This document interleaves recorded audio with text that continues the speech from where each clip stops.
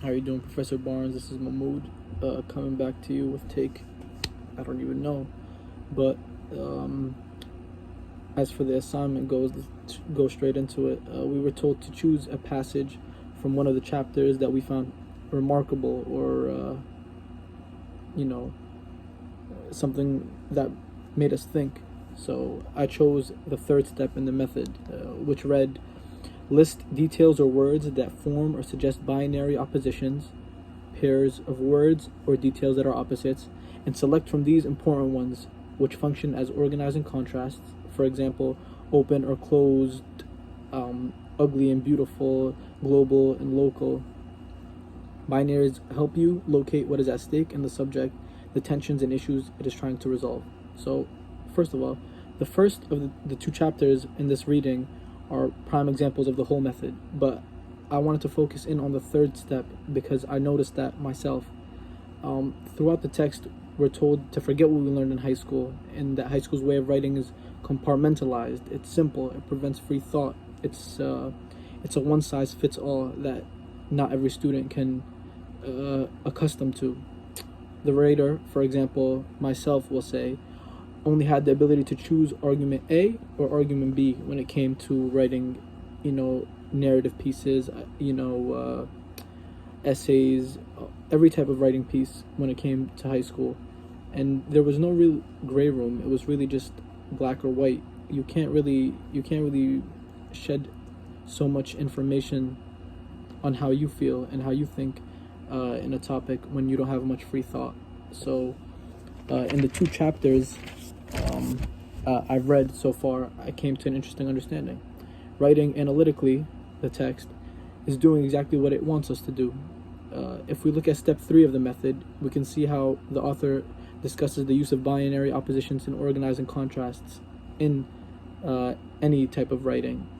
When he describes high school's way of writing, he says it's simple, it's compartmentalized, it lacks free thought, it's one size fits all. But when he goes on to describe the correct way of writing, in terms of writing analytically, the author says that writing should be complex, freely thought, shouldn't be jam-packed. It should give the writer his or her own way of expressing their thoughts, and a compartmentalized, one-size-fits-all format, it does not give anybody room to freely think. You just think of 3 body paragraphs, an introduction, a closing, and you don't really get to put your input on it from what the author is saying. But when you think about it, these examples and these descriptions are binary opposites. These are complete opposites. So if we look at the high school, the way he describes high school writing, he says it's simple, but then he goes on to describe this type of writing, the correct way, and says it's complex. And then he says high school writing is compartmentalized. It's squished into little body paragraphs, but then goes on to say that the correct way of writing analytically is to write freely, which is another opposite. And I found this interesting because it's quite true. The 5-paragraph format successor to this new way we're supposed to accustom to was a lot different.